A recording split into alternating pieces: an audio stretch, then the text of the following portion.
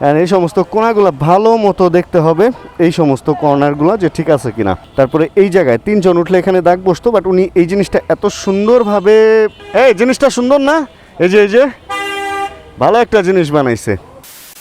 ছোট ছোট কিছু জিনিস বড় বড় কিছু চেঞ্জ করে ফেলে, ঠিক ওরকম এই মাইকটা, যে মাইকটা দিয়ে আমি কথা বলতেছি, ছোট্ট একটা মাইক, কিন্তু আমার অনেক কিছু আমূল পরিবর্তন করে ফেলছে। আমি এখন ফোনটা ফ্লোরে রাখছি, ফ্লোরে রেখে দেন উল্টা করে রাখছি, আবার যেহেতু নিচে মাইক লাগানো সেহেতু উল্টা করে রাখছি, উল্টা করে রেখে আপনাদের সাথে কথা বলতেছি অ্যান্ড সুন্দর ভয়েস রেকর্ড নিচ্ছে। ভাই এই ছোট ছোট কিছু ব্যাপার বুঝছেন, এই ছোট ছোট ব্যাপারগুলা লাইফে যেমন আপনার লাইফটা সহজ করবে, এই ছোট ছোট ব্যাপারগুলো আপনার লাইফটাকে অনেক কঠিনও করবে। এই কারণে কোন ছোট ব্যাপারটা কোন জায়গায় কাজে লাগাবেন ভাই, এটা হচ্ছে সবচেয়ে ইম্পর্টেন্ট জিনিস।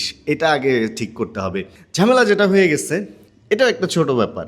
এই ছোট ব্যাপারটা হচ্ছে লাস্ট কয়েকদিন ধরে বৃষ্টি কীরকম হইতেছে এটা তো আপনারা জানেন। অ্যান্ড বৃষ্টির এই অবস্থাতে এসে এখন এই আমি কোন দিকে তাকায় কথা বলতেছি, ক্যামেরা তো নিচে, আমি ক্যামেরা উল্টা করে রাখছি।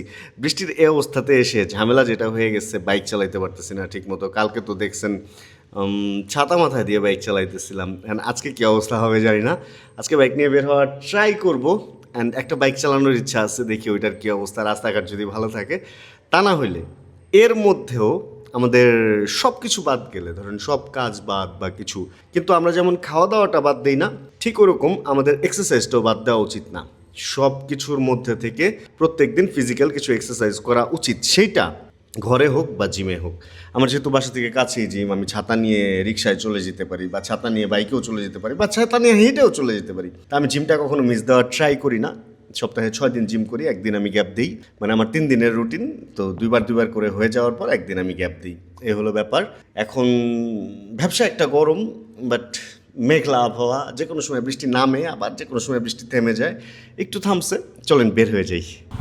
হয় কি ভাই জানেন, যখন হাতের মধ্যে কোনো কিছু থাকে তখন অনেক কিছু ভুল হয়ে যায়, আর ওই জিনিসটা যদি ফোন হয় তাহলে ভুল হওয়ার সম্ভাবনা অনেক বেশি।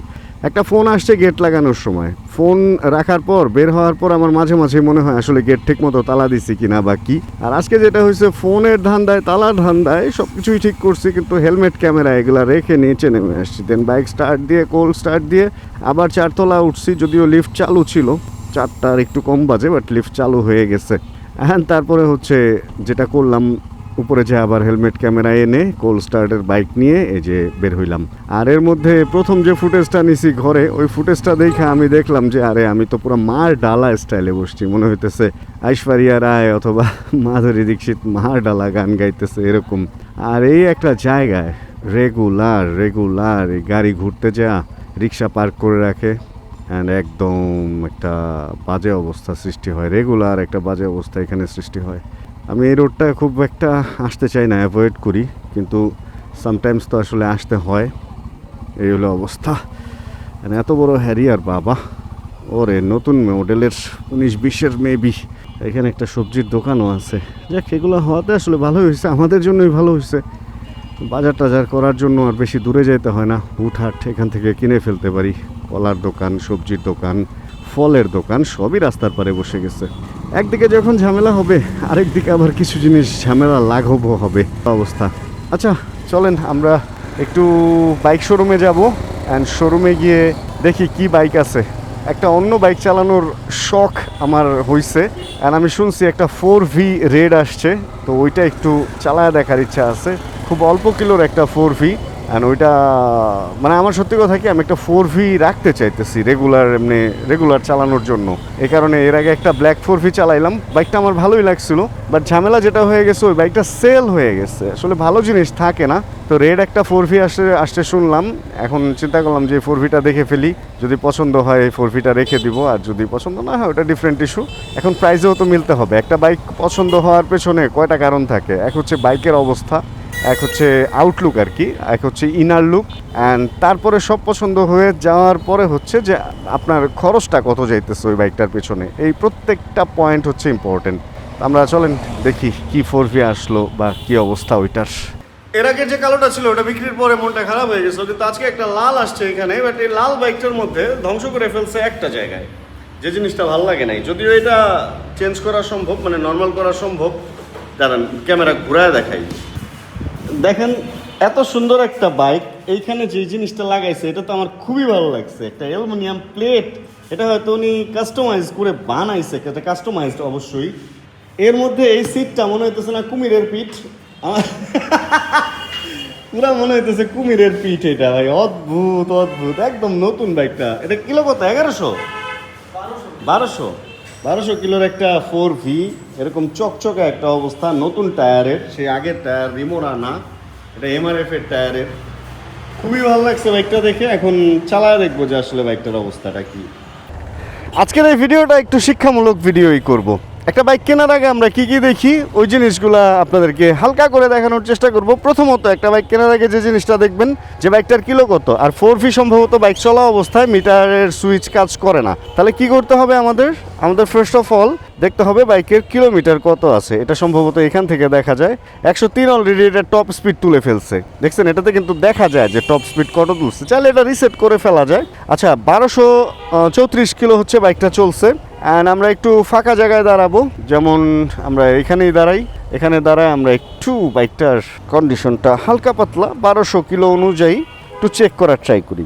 প্রথমত আমরা যেটা দেখবো বাইকে গিয়ে হচ্ছে এটা ডিস্কের অবস্থা।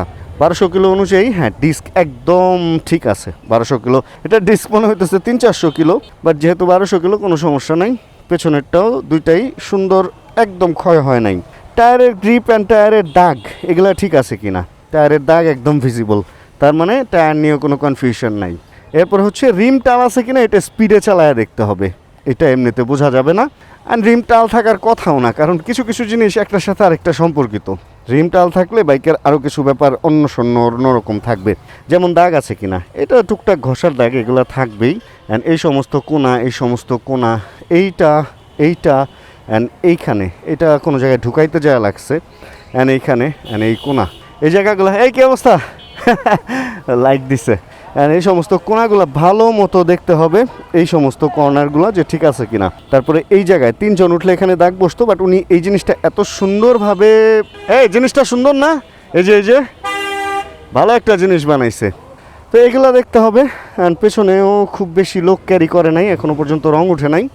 এই হচ্ছে একটা বাইকে বাইরে থেকে দেখার ব্যাপার। অ্যান্ড তারপরে হচ্ছে বাইকের ইঞ্জিনের কন্ডিশন। যেহেতু এটা একটা কার্বোরেটর বাইক, তো এটার ইঞ্জিন নর্মালি ঠান্ডা অবস্থায় একটু আরপিএম এদিক সেদিক হবে, একটু পিক আপ করে স্টার্ট দিতে হবে। অ্যান্ড শোরুমের বাইকে তেল কখনোই থাকে না, তো এভাবে পিক আপ করে দেখতে পারেন ইঞ্জিনের সাউন্ড কেমন। বাট বেশি পিক আপ দিয়ে দেখার কিছু নাই। এই 1100 কিলো 1200 কিলো বা 1500-2000 কিলোর বাইক এগুলো আসলে অত দেখার কিছু নাই। তো বাইকটা আমার আসলে ভালো লাগছে, সত্যি কথা যেটা। এমনও হতে পারে আমি বাইকটা নিয়ে নিতে পারি। তবে 4Vর কিছু জাতিগত সমস্যা আছে, যেমন এটার গিয়ার।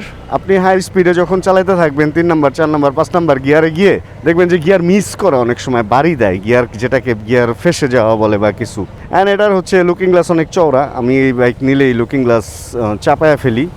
আর তারপর হচ্ছে এই বাইকের ব্যালেন্স একটু ঝামেলা আছে, এটা স্বীকার করতেই হবে। এই বাইকের যে গিয়ার শিফটিং যেই ইন্ডিকেটরটা, আরে কোন জায়গায় যেন কি সুইচ আছে, হ্যাজার্ড লাগাইছে সে আবার। আচ্ছা, এগুলা পরে দেখবো না কীভাবে কী করছে। যেখানে ছিলাম আমরা, ইন্ডিকেটর যেটা আছে নিউট্রাল অ্যান্ড এই গিয়ার, এটা উল্টাপাল্টা দেখাবে। এটা 4Vর একটা এই নতুন মডেলটা একদম জাতিগত একটা ব্যাপার হয়ে দাঁড়াইছে। আদার্স যদি এই জিনিসগুলা মানতে পারেন, তাহলে যে ফার্স্ট গিয়ারে ইজিলি 30 উঠে যাওয়া অ্যান্ড এই সমস্ত মজা আপনি 4Vতেই শুধু নিতে পারবেন ভাই। 4V is 4V। এই বাইকটার সাথে অন্য কোনো বাইকের তুলনা হয় না। এখন যদি ওই বাইকটার দাম অনেক বেড়ে গেছে, কিন্তু ভাই দাম যতই বাড়ুক না কেন, দাম বাড়ার পরেও কিন্তু এই বাইকটা এখনও পর্যন্ত রিজনেবল আছে। অন্যান্য যদি মার্কেটের আদার্স বাইকের সাথে তুলনা করেন, তাহলে এখনও পর্যন্ত এই বাইকটাকে রিজনেবল বলা যায়। আর যদি পাওয়ার বলেন ভাই, এরকম একটা প্রাইজের বাইকের মধ্যে এরকম পাওয়ার, ভাই এটা চালাইতে গেলে আমি একটু আগে F250 চালাই আসছি, ওইটার মজা এক অ্যান্ড এইটার মজা ভাই টোটালি আরেক। এই বাইকটা কিন্তু মোটামুটি উঁচু, জানেন আপনি বাংলাদেশের কোনো স্পিড ব্রেকারে 2-3 নিয়ে বসে এই বাইকটার তলায় বাজাইতে পারবেন না, এই বাইকটা এত উঁচু। আর আমি যে বাইকটা চাইতেছিলাম এটা সেই বাইকটাই, যেটা হচ্ছে সামনের চাকায় ABS আছে। এখন ডুয়েল চ্যানেল ABS সহ এই বাইকটা তো আসে নাই। তো এই নতুন চাকা লাগানোর পর শুধু পিছনের ব্রেক না, খুব একটা স্লিপ করে না, তো নতুন চাকাটা ভালো।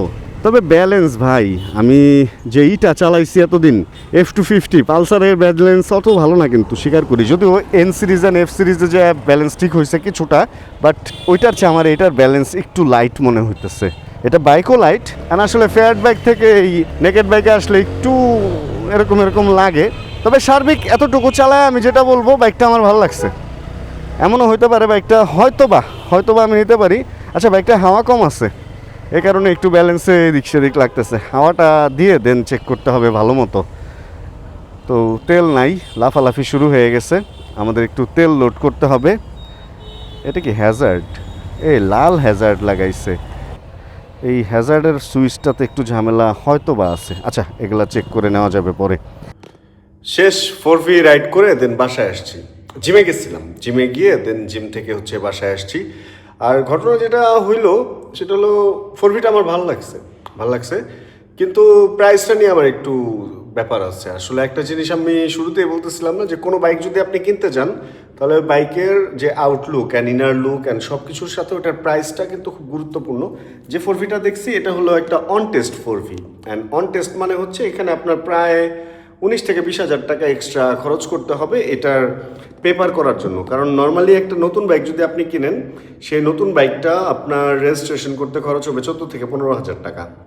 কিন্তু আপনি যদি একটা সেকেন্ড হ্যান্ড বাইক কেনেন অন্য কারো হাতে, যেহেতু এই ফাইলটা একজনের নামে হয়ে গেছে, সেহেতু এইখানে আপনাকে 3 থেকে 4,000 টাকা ঘুষ বা কিছু ব্যাপার আছে। এটা ঘুষ না, ঘুষ সহ এই খরচটা আর কি। কারণ এটার একটা খরচ আছে হচ্ছে আপনাকে করতে হবে, কি বলে এটাকে, এটার ফাইল ট্রান্সফার করতে হবে। একজনের নামে ফাইল হয়ে যায়, ট্যাক্স পেপার অ্যান্ড সব কিছু, এগুলা গেটের পাস টাস, তো এই জন্য একটা সময় লাগে আর কি। এখন সার্বিক বাইকের টাকার পরে এই টাকা পেপার করা থাকলে দেখা গেছে যে 7-8 হাজার বা 10,000 টাকার মধ্যে ঘুষ টুস মিলা আমি নাম ট্রান্সফার করে নিতে পারতাম। তো এইখানে একটা ফাপড় আমার আছে। তো তারপরে চিন্তা ভাবনার মধ্যে আছে, বাইকটা আমার ভালো লাগছে, সত্যি কথা বাইকটা আমার আসলেই ভালো লাগছে। অ্যান্ড এই জন্য এত রাতে এসে আপনাদের সাথে এটা নিয়ে কথা বলতেছি। আর অবশ্যই আপনারা জানাবেন যে বাইকটা আপনাদের ভালো লাগছে কিনা, কারণ আপনাদের যদি ভালো লাগে তাহলে হয়তো আমি এই রিস্কটা নিব, যে বাইকটা আমি নিয়ে নিব। অপেক্ষায় রইলাম আপনাদের কমেন্টের জন্য। আর আজকের ভিডিওটা আমরা এখানে শেষ করবো। যদি আজকের ভিডিওতে কোনো কিছু ভালো লাগে, প্লিজ একটা লাইক দিয়ে আমাদের চ্যানেলে সাবস্ক্রাইব করে ফ্যামিলি মেম্বার হয়ে যান। জানাবেন কে কোন জায়গা থেকে ভিডিও দেখছেন। আর যতক্ষণ পরবর্তী ভিডিও নিয়ে আবার আমি না আসতেছি, ততক্ষণ ইনশাআল্লাহ আমরা থাকবো ভালো, আমরা থাকবো সুস্থ এবং করতে থাকবো চিল ইনশাআল্লাহ। Chill bro. Check the mic and make sure it sound right, boys.